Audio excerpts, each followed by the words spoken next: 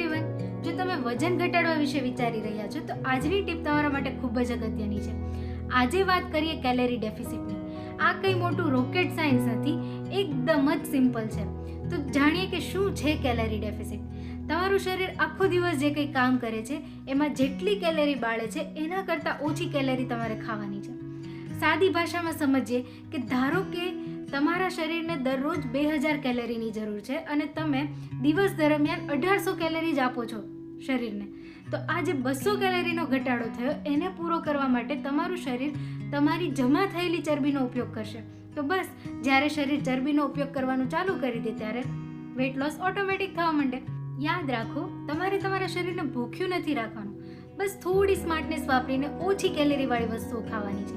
જો તમને આના વિશે વધારે જાણવું હોય કે કેટલી કેલેરી ખાવી, કેવી રીતે કેલેરીને ગણવી, કઈ કઈ વસ્તુઓ ખાવી, તો એના માટે તમે મને કમેન્ટ કરો અથવા તો DM કરો.